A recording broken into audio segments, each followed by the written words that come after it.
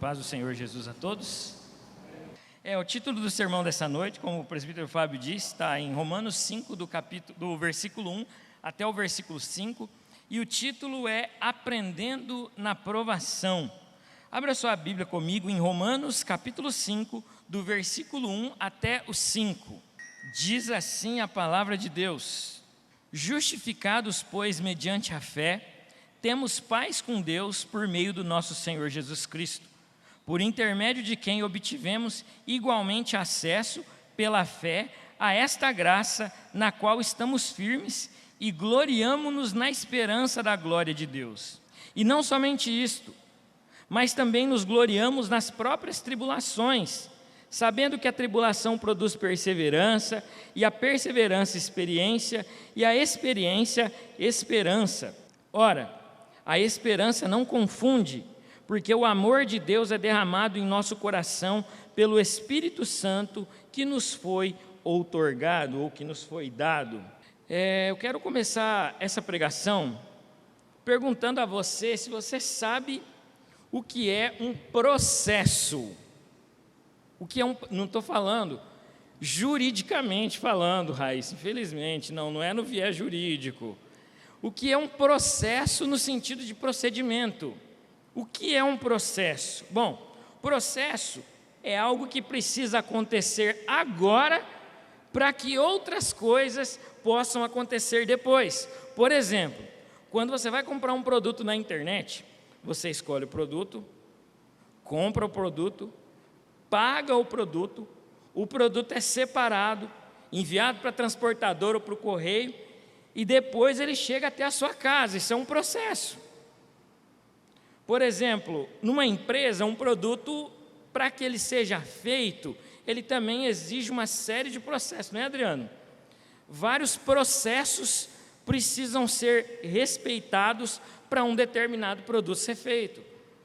Quando você vai construir uma casa, por exemplo, existem etapas que precisam ser respeitadas para que a casa possa ser construída. Ninguém começa a construir uma casa pelo teto, por exemplo. A casa ela tem que ser construída a partir dos locais que são ideais para que essa casa, então, possa ser uma boa casa. Precisa ter primeiro terreno, alicerce, as paredes, enfim. Depois telhado, teto e os acabamentos e assim por diante. Isso é um procedimento, isso é um processo. E por que eu estou perguntando para você o que é um processo? Porque nesse texto de Romanos, Paulo também está nos descrevendo um processo. Ele está nos mostrando algumas etapas que, na visão dele, precisam ser vencidas para que o cristão, então, obtenha a esperança viva em Cristo Jesus. E segundo o que Paulo nos ensina, esse processo ele se inicia na justificação pela fé e termina na esperança, como ele diz aqui no versículo 5 do texto que nós lemos. E Paulo aponta então um caminho, mostrando para nós que a situação anterior ela é indispensável para que a próxima aconteça. Ninguém desenvolve esperança, por exemplo, sem antes passar pela tribulação. É isso que o apóstolo Paulo nos ensina aqui nesse texto. E isso me lembrou bastante um videogame, porque ninguém consegue jogar uma próxima fase sem antes passar a fase anterior. É óbvio, né? Você tem que vencer aquela fase para depois ir para a próxima. E é o que Paulo está nos descrevendo aqui. E Paulo aprendeu a viver contente em toda e qualquer situação. Ele não diz na Bíblia que isso é fácil ou que isso foi bom. Ele simplesmente diz que ele aprendeu a viver contente em toda e qualquer situação. E Paulo é um dos maiores exemplos em todo o Novo Testamento de que Deus não nos poupa de algumas experiências dolorosas nas nossas vidas, mas que Ele sempre está e estará conosco em cada uma delas até que Ele volte para nos levar para si. Mas a pergunta que eu faço a você é: por que Paulo começa falando de esperança e alegria e termina falando de provação?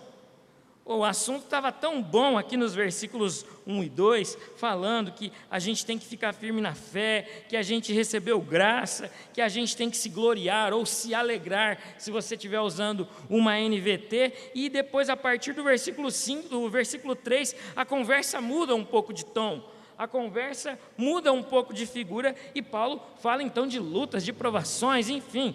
Por que é que isso acontece? Paulo deseja nos mostrar que o motivo pelo qual nós suportamos as nossas lutas é porque nós fomos justificados pela fé. É o que ele começa falando no versículo 5. Justificados, pois, mediante a fé, temos paz com Deus.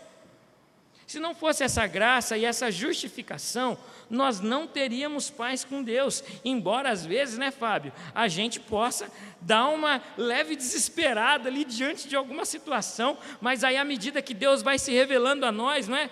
Deus mostra para nós que aquele desespero, que aquela inquietação que a gente experimentou naquele momento, fazia parte de um plano maior dele para nos abençoar e para nos livrar. É isso que acontece conosco. Portanto, se não fosse essa graça da justificação pela fé, nós jamais teríamos as nossas lutas finalizadas com esperança. A pitada das lutas seriam outras se nós não tivéssemos sido comprados e remidos e lavados pelo sangue de Jesus. E é por isso que eu afirmo, baseado nesse texto, que a justificação pela fé nos capacita a suportar com esperança o processo das nossas mais dolorosas lições. Eu vou repetir. A justificação pela fé nos capacita a suportar com esperança o processo das nossas mais dolorosas lições. Por que você sofre? Porque Deus permite. E por que você, apesar de toda a luta, ainda permanece firme com Jesus? Porque o resultado final das nossas lutas e provações, segundo esse texto que Paulo escreve aos Romanos, é a esperança.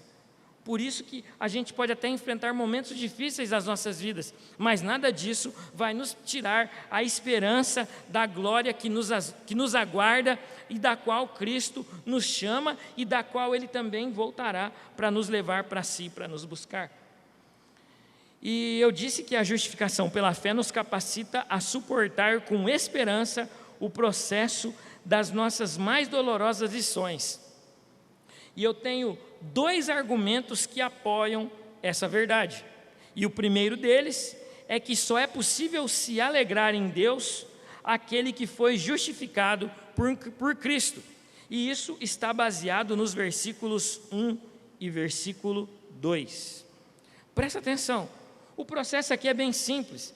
Deus vai lá e nos declara justos pela fé, após a morte, sacrifício e ressurreição de Cristo, e depois disso a gente tem paz com Deus. Você percebe as etapas mais uma vez aparecendo aí? Deus os declara justos através da fé, por meio do sacrifício de Jesus, e depois a gente tem paz com Deus por causa dessa morte e ressurreição de Cristo.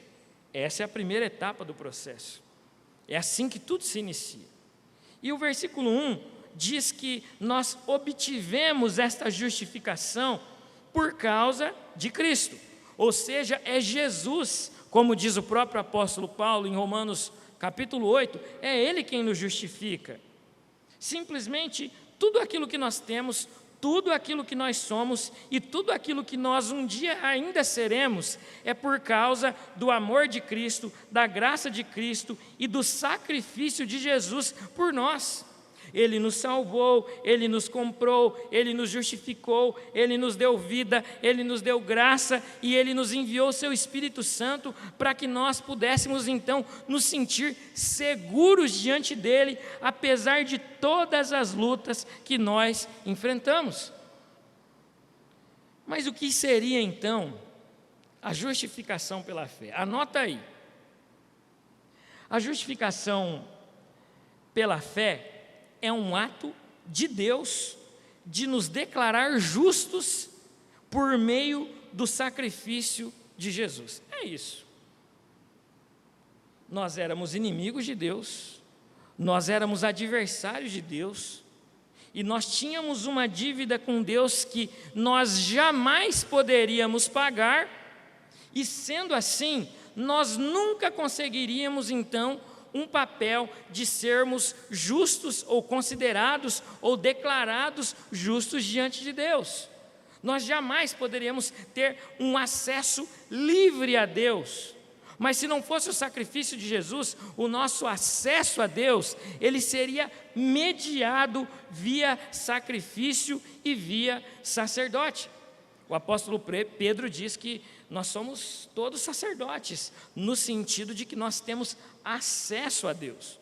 Ou seja, Jesus Cristo foi lá, morreu por nós e garantiu esta justificação que nos livra da condenação, que nos livra da morte e que ainda nos garante um acesso livre e direto a Deus, de tal maneira que, em qualquer parte desse mundo, se um cristão se ajoelhar e orar ao Senhor em nome de Jesus, Deus estará ali presente, o ouvindo e o contemplando. A justificação não é algo que Deus faz em nós, mas é algo que Deus faz por nós. E a justificação pela fé, ela não tem graus. Por exemplo, o pastor não é mais justo, mais justificado do que um irmão que talvez está fraco na fé. Não tem isso. Ou a pessoa é justificada ou ela não é. Não existem níveis ou dimensões da justificação. Ou a pessoa tem ou ela não tem. Ou ela é ou ela não é. Então, a justificação pela fé, ela significa e garante a absolvição dos nossos pecados diante de Deus, ou ela garante o perdão dos pecados que nós cometemos diante de Deus. Mas não é só uma questão de pecado cometido, porque o pecado não é apenas um ato, o pecado é um estado esse do qual todo homem e toda mulher nascido já está automaticamente submetido. O salmista Davi, no Salmo 51, que ele faz depois de ser exortado após o seu adultério, ele diz: em pecado me concebeu a minha mãe. O que Davi quer nos ensinar é que quando ele estava ainda no ventre da sua mãe, quando houve ali uma concepção de Davi no ventre da sua mãe, ele já era um pecador. É isso o que esse Salmo 51 nos ensina.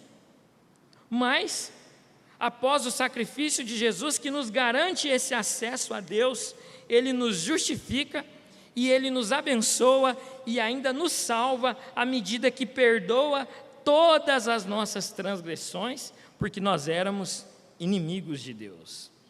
Presta atenção, você e eu nós não éramos convidados para a festa do céu, mas agora nós somos. E esse convite, ele não foi de graça. Cristo Jesus pagou o preço do nosso ingresso com o seu sangue, e agora nós temos acesso a esta graça de poder participar desta festa. Nós temos agora o acesso e poderemos sim participar das bodas do Cordeiro, como nos ensina o livro de Apocalipse. Esse acesso, ele não é um acesso que de repente você utiliza algumas vezes e depois ele perde o crédito. Pelo contrário, esse acesso ele é vitalício. Não há nada que possa anular o seu ingresso, a sua entrada ao céu. O apóstolo Paulo exclama: quem nos poderá separar do amor de Deus? O diabo, as suas potestades, a altura, a profundidade? Não, nada poderá nos separar do amor de Deus em Cristo Jesus. Portanto, meus irmãos, quando Cristo nos convida dizendo: vinde a mim, isso não se trata apenas de algo no sentido de nos aproximarmos dele para ouvirmos as suas instruções e os seus ensinamentos, mas também esse convite, quando ele diz vinde a mim, se trata de um convite para que nós possamos então entrar no céu e estar onde ele também ali está. Ou nas palavras de João 14,3, para que onde eu estiver, vocês também estejam. Aleluia. E Paulo diz que nós estamos firmes na fé, no versículo 2. Paulo agora mostra o resultado dessa justificação.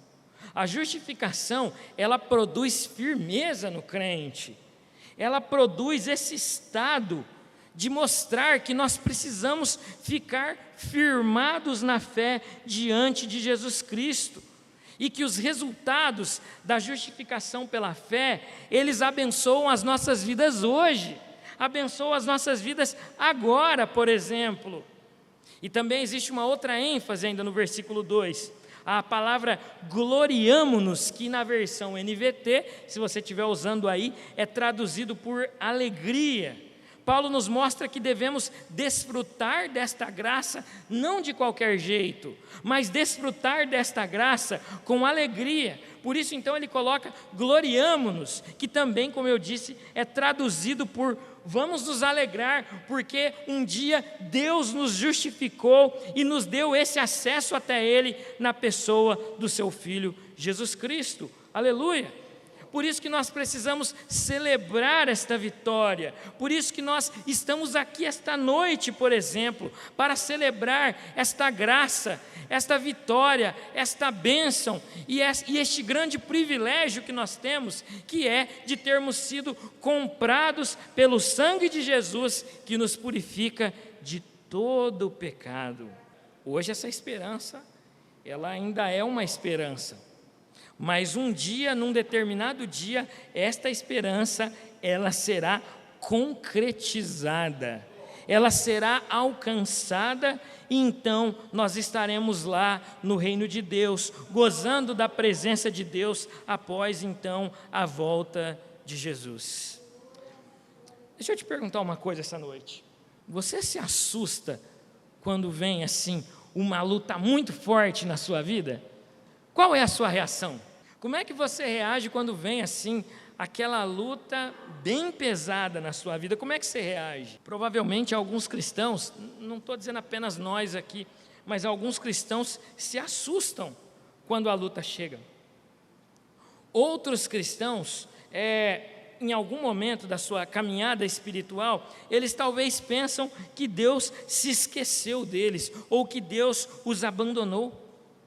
Mas, meus irmãos e irmãs, as palavras temos paz do versículo 1, elas vão totalmente contra esse pensamento de que Deus se esqueceu de nós ou de que Deus nos abandonou na hora da luta. Pelo contrário, elas são uma prova de que Deus sim está conosco, de que Ele está nos abençoando o tempo todo, independentemente de qual seja a situação ou ocasião que nós estamos vivendo. A música que nós cantamos aqui na cantata de Natal, um hino muito antigo, diz que essa paz que eu sinto em minha alma não é porque tudo vai bem. Ou seja, essa música nos passa uma verdade bíblica muito poderosa, a de que a paz que nós desfrutamos com Deus, ela não está necessariamente atrelada a alguma ocasião difícil que nós estejamos vivendo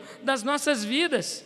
Pelo contrário, que essa paz, ela está disponível a nós, porque ela está dentro de nós, independente de qual seja a situação das nossas vidas. Não é uma paz circunstancial, que se você passa por luta, ela vai embora, que se você enfrenta uma prova bem difícil, você perde essa paz.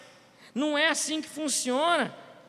Essa paz é uma paz que vem de dentro, que vem do sacrifício de Jesus, que é uma resposta do fato de que o Espírito Santo habita dentro do meu e do seu coração, o Espírito da verdade, o Espírito da paz. É por isso que nós não precisamos temer diante das provas. Muitas coisas podem não estar bem, mas essa paz que nós temos, ela não pode sair. Nós não podemos deixar o sentimento de desespero por causa da luta tomar conta do nosso coração. Eu repito, às vezes se sentir um pouquinho desesperado faz parte da vida, Mas quando a gente dobra o nosso joelho, nós temos que lembrar das palavras de Paulo em Romanos 5:1: justificados foram por meio da sua fé, através do sacrifício de Cristo, e agora vocês têm paz com Deus por meio do sacrifício de Jesus, o nosso Senhor, o nosso Rei e o nosso Salvador. Paz aqui, meu irmão e minha irmã, não é apenas um sentimento, embora a paz também seja um sentimento. Mas a paz aqui, ela é uma posição que foi alcançada mediante o sacrifício eficaz de Jesus Cristo na cruz do Calvário. E eu repito o texto de Romanos 8,35 que eu citei há pouco. Paulo pergunta: quem poderá nos separar do amor de Cristo? E ao final de toda a sua argumentação, a resposta de Paulo é: nada pode nos separar do amor de Cristo. Não há nada que possa nos separar do amor de Cristo, se Ele nos comprou, nos justificou, derramou o seu sangue em nosso favor. Aqueles que então foram justificados pelo sangue de Jesus, meu irmão e minha irmã, eles podem sim desfrutar de uma vida não apenas aqui, mas de uma vida eterna, porque a sua paz com Deus foi garantida. Paz com Deus não é algo que nós perdemos quando a luta vem, mas é algo que nós às vezes nos esquecemos quando a luta vem. Às vezes a gente se esquece que a gente tem paz com Deus, e por isso eu estou aqui essa noite para lembrar você dessa verdade, de que você não pode perder a sua paz com Deus. Você pode até esquecer ela, mas você tem que voltar a se lembrar rapidinho de que você foi comprado pelo sangue de Jesus e que você tem paz com Deus, e que essa paz não é circunstancial, e que essa paz não é um sentimento, embora isso também envolva sentimentos. Meus irmãos, minhas irmãs, vocês acham que após Deus ter feito tudo isso que Ele fez por nós, que eu acabei de citar nos versículos 1 e 2, Ele nos abandonaria? Ou Ele se esqueceria de nós? Jamais! Isso seria uma grande contradição se Deus agisse dessa maneira. Envia o seu Filho para morrer, para nos salvar, que derrama o seu sangue, que é humilhado, que apanha, recebe cusparada, anda nu, carrega a cruz, tudo isso para nos justificar diante dele, e agora ele olha para nós e simplesmente fala: quer saber, eu vou abandonar esse povo, cansei. Isso seria uma grande contradição, meus irmãos. Pelo contrário, o sacrifício de Jesus garante e revela amor, cuidado e graça de Deus perante o seu povo, porque nós fomos comprados pelo sangue de Jesus, nós fomos lavados pelo sangue de Jesus. Por isso que as lutas de um crente, elas têm que se transformar em esperança. Mas às vezes as lutas de um não crente, elas se transformam em desespero, mas nós não vivemos assim, nós não somos assim. As nossas lutas, elas se transformam em esperança, e ao final de toda essa experiência, o nome de Deus é glorificado através de nós. A justificação pela fé nos capacita a suportar com esperança o processo das nossas mais dolorosas lições. Temos dois argumentos que apoiam essa verdade. E o segundo e último desses argumentos é que só é possível se gloriar nas tribulações aquele que a enfrenta enxergando o final da história. E isso está embasado nos versículos 3, 4 e 5. Como eu te disse no início da pregação, Paulo está descrevendo um processo. E a segunda etapa do processo, ou a segunda parte do processo, é esta: depois de nos revelar o seu amor, a sua graça e o seu cuidado de nos salvar e de nos justificar, agora ele nos capacita a enfrentar com alegria cada uma das nossas provações, e não apenas com alegria, mas com esperança também. Com Deus a gente se gloria na luta, mas a gente também se gloria na glória. Ou com Deus, invertendo, a gente se gloria na glória da esperança, mas a gente também se gloria nas nossas lutas. É exatamente isso o que Paulo disse, e não somente isso. Versículo 3: mas nos gloriamos nas próprias tribulações. Essa é a palavra de Paulo para nós. E Paulo está nos descrevendo, como eu disse, processos. Aparentemente, esses versículos, eles parecem contradizer totalmente o que os anteriores acabaram de dizer. Parecem. Se antes Paulo fala de alegria, de esperança, que são coisas muito boas, todo mundo gosta de ouvir sobre alegria e esperança, não é verdade? É bom, alegria, esperança. Agora, essa parte de que a gente tem que se alegrar nas nossas lutas, aí já é mais difícil. Aqui a gente pode dizer que Paulo dá uma apelada aí, né? Dá uma forçada aí, mas é o que a Bíblia diz, não é? Que nós temos que nos gloriar, ou, na sua versão NVT, nos alegrar nas lutas e também nas provações. Mas o apóstolo Paulo continua dizendo, ainda no versículo 3, sabendo que a tribulação produz perseverança, a perseverança experiência, e a experiência produz esperança. Eu quero dar uma ênfase aqui na palavra perseverança. Perseverar é algo muito difícil, mas necessário. Não é algo agradável, mas é algo que nós precisamos. Sem perseverança a gente não chega em lugar nenhum, a gente não faz nada. Sem perseverança a gente não prospera e a gente também não se desenvolve.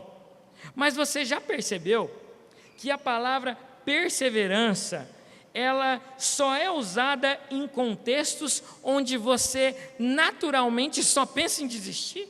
E nós só pensamos em desistir de coisas que não nos estão fazendo bem, obviamente. Ninguém chega para alguém que está ganhando muito dinheiro, ou alguém que está numa festa, ou alguém que está em viagem lá de férias e diz assim: você precisa perseverar nessas férias aí, hein?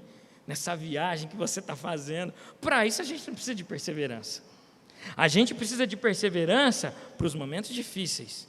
Esses a gente precisa de perseverança. Os momentos bons, a gente simplesmente abre os braços e fala: manda, Jesus. Eis aqui o teu filho, pronto para receber essas e mais outras das muitas bênçãos que o Senhor tem para nos dar. É assim que a gente age na hora da fartura e da bonança. Mas, na hora da tempestade, aí é que a gente precisa de perseverança.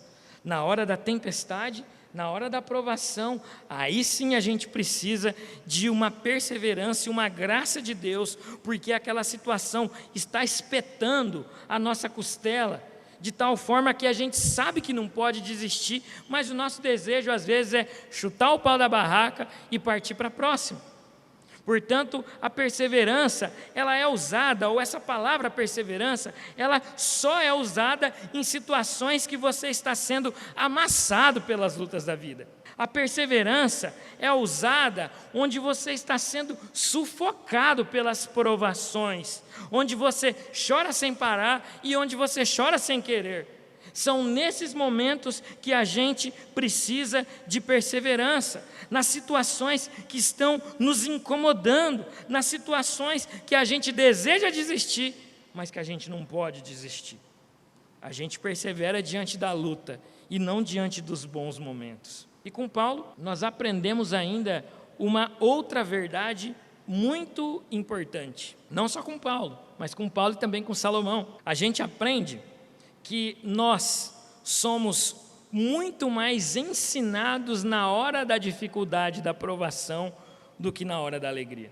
Ou você pensa que é à toa que Salomão diz: melhor ir à casa onde há luto do que à casa onde há festa, porque nessa aqui onde há luto se vê o fim de todas as coisas. A casa que tem festa não se preocupa com o futuro, não se preocupa com nada. Embora a festa, claro, irmãos, não vão se escandalizar, mas embora os momentos de alegria ou os momentos de festa e de celebração são importantes, como por exemplo uma festa de casamento de crente, ou uma festa de aniversário de crente também, certo? São momentos excelentes, são momentos agradáveis e que nós também precisamos celebrar. Mas ali ninguém está preocupado com o futuro. Festa é um lugar do agora. A festa é o lugar do agora. A festa não é o lugar da gente pensar na velhice, pensar na aposentadoria. A festa é o lugar da gente desfrutar. A gente não tem tempo para isso na festa. Mas é na hora da dificuldade, da luta, que a gente põe o nosso pé no chão, põe as mãos na consciência e começa então a refletir em tudo aquilo que nós estamos vivendo. Por isso a casa que tem choro, que tem luto, que tem provação, ela é melhor de se estar do que a casa onde tem festa. E no versículo 2, Paulo termina falando sobre esperança, ou, como ele diz, gloriamo-nos na esperança da glória de Deus. E agora no versículo 3, ele nos mostra como esta esperança que ele diz no versículo 2 nasce. Paulo então mostra o processo, ou todo o caminho que alguém que deseja ter esperança precisa antes enfrentar para ser alguém que realmente tem a verdadeira esperança, a esperança que vem do alto e a esperança que vem de Deus. Esperança é diferente de expectativa, né? Expectativa é uma coisa banal, simples, do dia a dia. Por exemplo, eu poderia citar vários exemplos para vocês, mas sabe quando aquela pessoa que você sabe que não tem nada com Deus, ela olha assim para o céu e fala, se Deus quiser amanhã vai chover, né? Essa frase ela não revela esperança, porque essa frase ela é usada por essa pessoa que você sabe que não tem nada com Deus, é um jargão. É um apoio ali, todo mundo fala, se Deus quiser vai chover, é até bonito, né, a gente ouvir a pessoa falar isso, a pessoa está lá, fala palavrão, zomba, escarneia, faz um monte de coisa que não agrada a Deus, e depois, se Deus quiser vai chover. Isso não é esperança. A esperança verdadeira, ela nasce de Deus, ela nasce de Deus e é derramada a nós. Mas antes da esperança ser totalmente desenvolvida, existem outras etapas do processo que precisam ser cumpridos, senão não tem esperança verdadeira. Senão você só vai ter jargão de apoio, palavras, sabe? Palavras de afirmação, que são usadas gratuitamente por qualquer pessoa aí fora. Mas por que é que nós nos gloriamos nas nossas tribulações? Porque o fim da tribulação é a esperança. Paulo descreve nos versículos 3 e 4 um outro processo que começa com a tribulação e que termina então com a esperança. O processo aqui descrito é o seguinte, presta atenção. A tribulação, tem uma questão de versões aí, tá? Algumas versões trazem outras palavras e você vai perceber isso à medida que eu citar.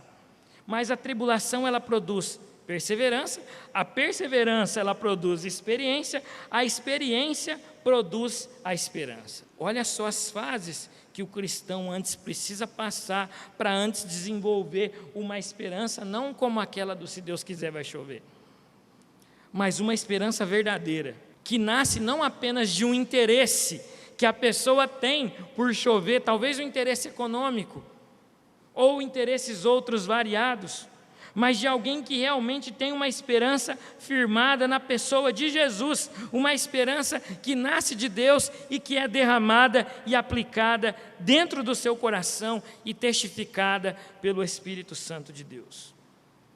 É como se fosse isso aqui, a tribulação que produz perseverança, perseverança produz experiência, e a experiência produz a esperança, é um efeito dominó. É um depois do outro. É um gerando o outro, é um possibilitando o outro. Se alguma dessas etapas não for cumprida, a próxima etapa não acontece. Em outras palavras, Paulo nos mostra que é impossível desenvolver a verdadeira esperança sem antes passar pelas lutas. Sabe por quê? É que ninguém desenvolve uma esperança verdadeira em Cristo sem antes ter sido provado e aprovado por Deus. Por isso. E o versículo 5 continua nos dizendo que Deus nos ama e encheu então o nosso coração do Espírito Santo.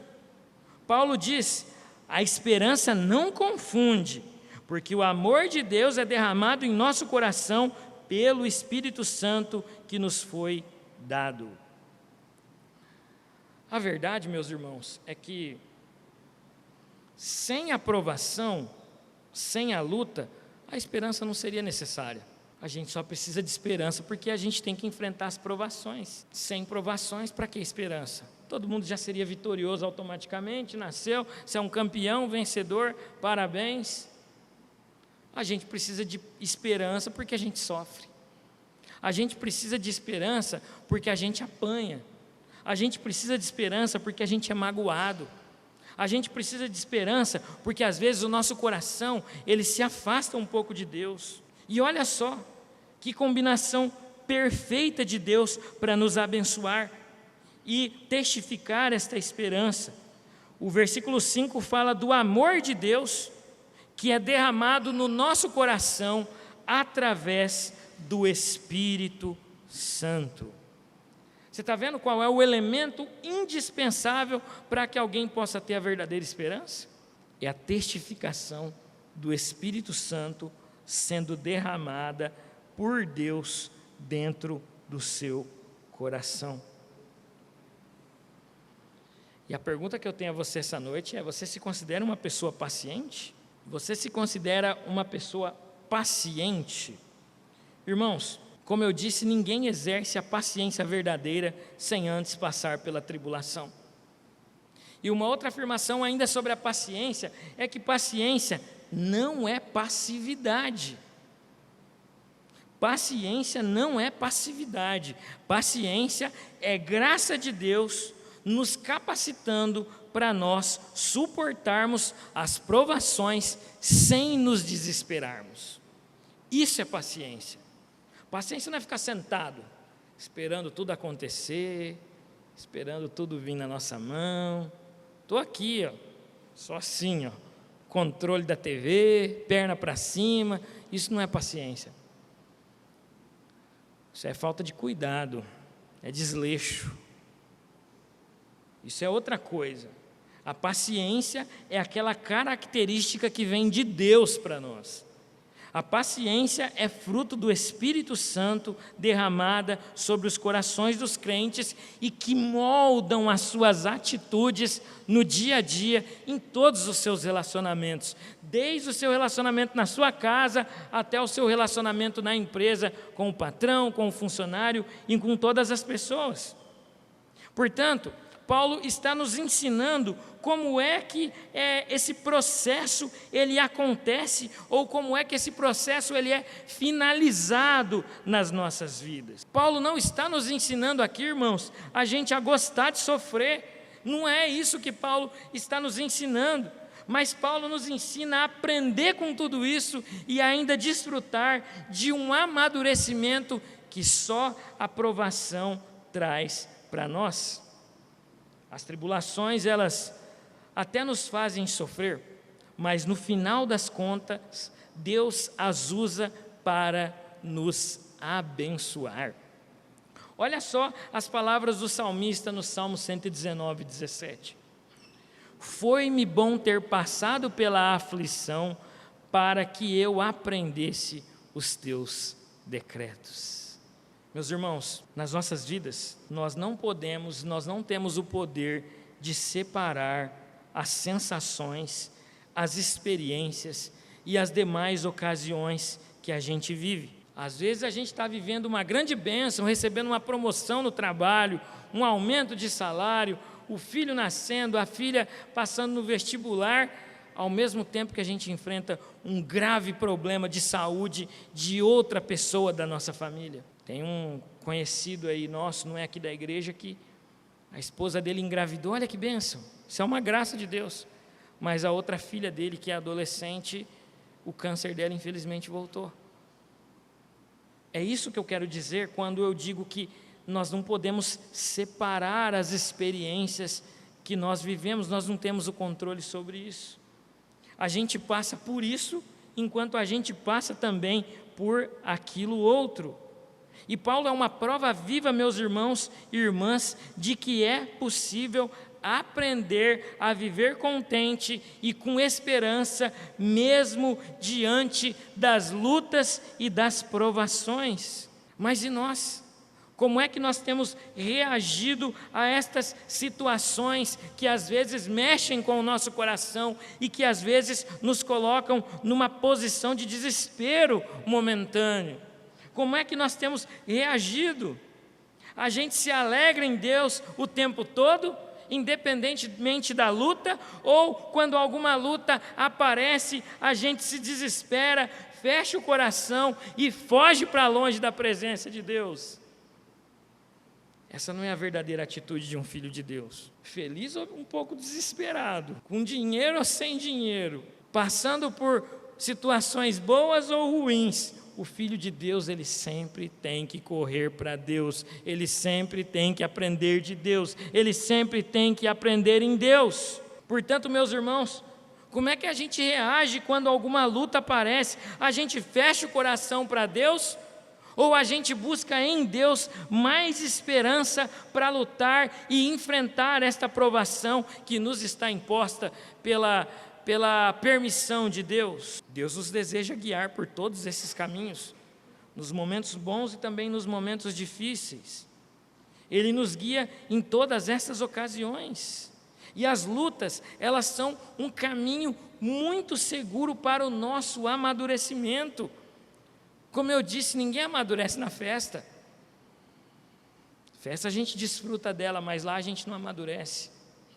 A gente amadurece no leito de hospital, cuidando dos nossos familiares quando eles estão doentes. Ali é o lugar de amadurecimento. A gente amadurece num funeral. Ali há amadurecimento. Ali a gente pensa, como é que está a minha vida com Deus? E se Deus me chamasse agora, como é que eu seguiria para a presença dEle? São nesses lugares que a gente amadurece. É na hora da dificuldade, na hora que o dinheiro começa a sumir da conta, na hora que as bênçãos parecem simplesmente evaporarem-se das nossas vidas. São nesses momentos que nós amadurecemos, meus irmãos e irmãs. Infelizmente, as igrejas aí fora estão cheias de crentes imaturos que saíram da sala de aula antes do professor lhes aplicar a grande prova. E essas pessoas mataram uma das aulas mais importantes das suas vidas, onde o próprio Deus iria lhes ensinar uma das lições mais importantes, que é, preste atenção, a de que não é possível viver nesse mundo sem ter que passar pelas provas, mas também de que ao passar por estas mesmas provas, nós somos aperfeiçoados, abençoados, amadurecidos, e ao final dessa prova, o resultado dela, para aqueles que se submeterem a essa aula e forem aprovados, será a esperança nos seus corações. Quem foge dessa lição, uma hora vai ter que voltar para a escola. Não tem como. Vai ter que voltar para a escola da vida, porque toda a fuga de Deus e das provações, elas são apenas provisórias. Como também é provisória toda a tentativa de fuga do sofrimento. Ninguém escapa dessa lição. Não é possível escapar dessa lição. Então, o meu conselho é que nós nos assentemos a essa mesa, a essa cadeira da escola, da vida, e nos submetamos pacientemente às lições que Deus tem para nós. Ainda que não sejam as lições que nós gostamos, mas eu vou repetir uma frase de um sermão meu de alguns dias atrás, de alguns meses atrás. O verdadeiro e bom aluno de Deus, ele não escolhe lição. Ele simplesmente senta e aprende. Ele simplesmente senta e pergunta para Deus qual é a lição de hoje. Essa é a vida que Deus tem para nós. Essa é a atitude que Deus espera de nós, os seus filhos verdadeiros, que estão diante dEle, clamando por graça, mas que acima de tudo estão com os seus corações abertos para tudo aquilo que Deus tem para eles. Meus irmãos, Eu tenho uma boa notícia para você essa noite. A justificação pela fé, ela nos garante o céu, mas ela também nos garante graça para vencer as mais difíceis lutas deste mundo. Se a justificação ela produz a paz em nós, ela é também uma capacitação para que a gente possa viver e enfrentar e vencer toda e qualquer batalha, porque o Espírito Santo agora habita dentro do nosso coração. Nós somos filhos de Deus, nós somos de Deus. E quando nós sentamos na cadeira e deixamos Deus aplicar esta lição, Ele luta a nossa luta e Ele peleja esta batalha por nós. Às vezes, nós não percebemos, quando nós estamos passando por lutas e tribulações, algo que está muito nítido, principalmente para pessoas que estão ao nosso redor. A gente passa por luta, a gente sofre, mas quando uma outra pessoa olha para nós, ela percebe algo sobrenatural nas nossas vidas, que o Espírito Santo de Deus está enchendo o nosso coração nesse momento, que o Espírito Santo está renovando as nossas esperanças nesse momento. E a gente está sofrendo, mas Deus está enchendo o nosso coração. A gente está sofrendo, mas Deus está lutando a nossa luta, está pelejando por nós. Deus está, apesar da nossa momentânea tribulação, nos capacitando com graça e nos dizendo: avante, meu filho, e tenha paciência, porque a vitória certamente chegará. E quando a gente se dá conta, a provação terminou e a gente só tem bênçãos para contar de tudo isso. A gente desfrutou do poder de Deus, a gente está cheio do Espírito Santo de Deus, as nossas esperanças foram renovadas e, portanto, o resultado final de toda essa experiência é que agora nós temos alguém muito mais cheio do Espírito Santo do que quando começou a passar por toda essa luta e toda essa dificuldade. Não importa o tamanho da luta, não importa qual seja a luta, meus irmãos e minhas irmãs, em Deus nós sempre teremos esperança, e em Deus nós sempre teremos motivos para nos alegrar. Nós até podemos perder algumas batalhas diante de todas as lutas que nós enfrentamos na vida, mas o que nós nunca podemos perder é a nossa esperança, porque essa esperança, ela vem de Deus, ela foi derramada por Deus, e essa esperança está dentro de nós, na pessoa do Espírito Santo. Ele está nos enchendo, Ele está nos capacitando, Ele está se revelando a nós esta noite com a sua maravilhosa graça, aleluia. A justificação pela fé nos capacita a suportar com esperança o processo das nossas mais dolorosas lições. Meus irmãos, se eu encerro essa pregação dizendo a você aquilo que eu disse no início, que Paulo está descrevendo aqui um processo com várias etapas. E essa etapa começa na justificação pela fé e termina numa esperança que vem de Deus. O resultado de todo esse procedimento, esse processo, que começa com a justificação e termina na esperança, é que o nome de Deus é glorificado quando nós lutamos essas batalhas e vencemos na força do braço do Senhor. E eu tenho ainda uma outra verdade para você. Todo mundo, quando nasce, já é automaticamente matriculado na escola do sofrimento. E quando nós entregamos, ou às vezes, enfim, depende de contextos e contextos, mas todo cristão verdadeiro, e até mesmo aqueles que não são cristãos, eles em algum momento irão se deparar com a escola do sofrimento, que vai lhes impor as lições mais difíceis que ele vai precisar aprender nas suas vidas. Nós não temos a opção de não entrar nessa escola, é proibido não entrar nessa escola, tem que entrar nessa escola, a gente entra nessa escola, ninguém escolhe não entrar nessa escola, mesmo que você não queira, a lição ela vai ser aplicada, mesmo que você protele, que você adie a execução dessa lição, se você fizer isso quando você menos esperar, o mestre e professor vai chegar na sala de aula cobrando de você a lição, como quem pergunta: o que você aprendeu depois de tudo isso?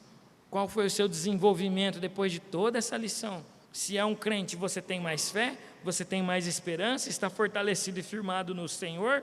Meus irmãos, Deus não está ao nosso lado apenas para nos livrar das nossas maiores lutas, mas também para nos fazer aprender com cada uma delas, de tal maneira que a nossa esperança em Cristo da glória seja fortalecida e seja desenvolvida. Nem toda aprendizagem é agradável, nem toda, mas nós podemos ter certeza de que todas, absolutamente todas, de alguma forma, elas cooperam, cada uma à sua maneira, para o nosso bem, ou para o bem daqueles que amam a Deus. Portanto, meus irmãos e minhas irmãs, que nós possamos olhar para esta verdade bíblica e sairmos mais esperançosos e fortalecidos das nossas lutas, porque o fim de cada uma delas é Cristo.